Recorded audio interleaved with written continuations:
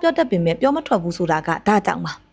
ထိုင်းစကားပြောတတ်ပေမဲ့ပြောမထွက်ဘူးဆိုတာကလည်းတကယ်ကိုကြီးမားတဲ့ပြဿနာအကြီးကြီးတစ်ခုပဲဖြစ်ပါတယ်ဒီလိုဖြစ်နေတယ်ဆိုလို့ရှိရင်တော့ကိုယ့်ရဲ့ရသင့်ရထိုက်တဲ့အခွင့်အရေးတွေကိုလက်လွတ်ဆုံးရှုံးရမယ်အပြင်လိုလားအပ်တဲ့ပြဿနာတွေနားလည်မှုတွေလည်းဖြစ်နိုင်တယ်ပြီးလို့ရှိရင်ကိုယ်နဲ့အထက်လူကြီး supervisor နဲ့ရဲ့ဆက်ဆံရေးတွေလည်းထိခိုက်လာနိုင်ပါတယ်ပြဿနာကိုဖြေရှင်းခြင်းနဲ့ဆိုလို့ရှိရင်တော့ဒီဗီဒီယိုလေးကိုအဆုံးထိလိုက်ပါကြည့်ရှုပေးပါနော်ဒီလိုမျိုးမဖြစ်ရအောင်လဲခိုင်ကြီးတို့ရဲ့ထိုင်းစာထိုင်းဘာသာစကားသင်တန်းကျောင်းကစကားပြောသင်တန်း class တွေမှာဆိုလို့ရှိရင်အတန်းနဲ့မှာ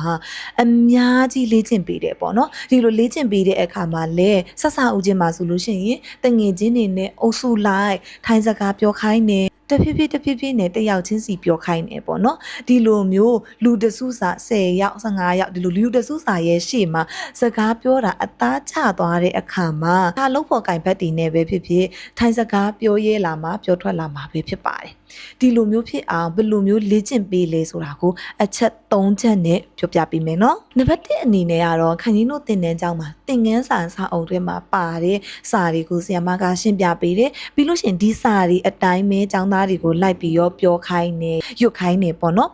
ဒီလိုလှုပ်ချင်းအပြင်ထိုင်းဘာသာစကားမှာကိုတွေ့နေတဲ့ကိုလေ့လာပြီးသားစကားတွေကကိုယ့်ရဲ့စိတ်ထဲနှလုံးသားတွေကိုဝင်သွားပြီးတော့ကြတော့လွယ်လွယ်ကူကူမှတ်မိသွားမှာပဲဖြစ်ပါတယ်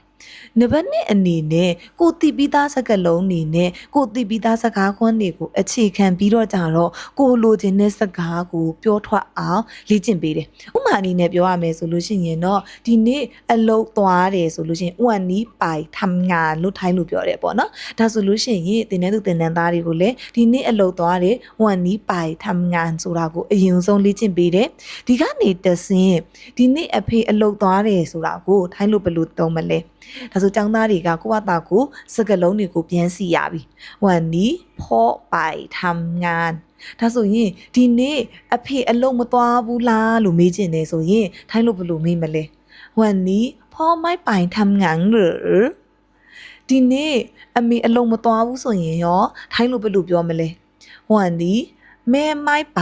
ทำงานလို့သုံးလို့ရမယ်ဒီလိုမျိုးကိုတီပီသားစကားတွေကိုကိုလိုချင်တဲ့စကားခွန်းဖြစ်အောင်ပြောင်းလဲသုံးလိုက်ခြင်းအပြင်ကိုကလွယ်ကူကူနဲ့ထိုင်းဘာသာစကားလေ့လာလို့ရပြီးတော့ပြောထွက်လာတာမျိုးပဲဖြစ်ပါတယ်နောက်ဆုံးတစ်ချက်အနေနဲ့ကတော့ဘာလဲဆိုသင်တန်းချိန်ပြင်ပဘယ်လိုမျိုးလေ့လာရမလဲဆိုတဲ့အရန်ကိုကောင်းတဲ့နီလန်းလေးကိုအကြံပေးတာပဲဖြစ်ပါတယ်အဲ့ဒါကဘာလဲဆိုတော့ခင်ဗျားတို့သင်တန်းကျောင်းကဒီစာတင်ထားတဲ့ဗီဒီယို recording တွေကိုကျောင်းသားတွေကိုပြန်ပြီးတော့ပေးတယ်ဒီ recording တွေကိုအားမာနားထောင်တာမျိုးမဟုတ်ဘဲနဲ့ကိုထမင်းဟင်းချက်နေတော့မဲဖြစ်ဖြစ်ထမင်းစားနေတော့မဲဖြစ်ဖြစ်အိမ်တန်ရှင်းလုပ်နေတော့မဲဖြစ်ဖြစ်ဒါမှမဟုတ်လို့ရှိရင်အပြင်အလုပ်သွားနေတဲ့လမ်းမှာပဲဖြစ်ဖြစ်ဒီ recording လေးတွေကိုအမြဲလိုက်ပြီးတော့နားထောင်မယ်ပြီးလို့ရှိရင်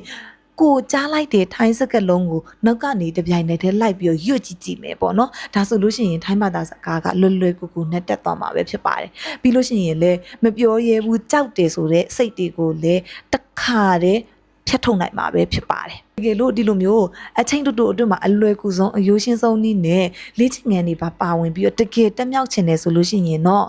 အောက်က comment မှာ TS2 လို့မှန်ခဲ့ပေးပါနော်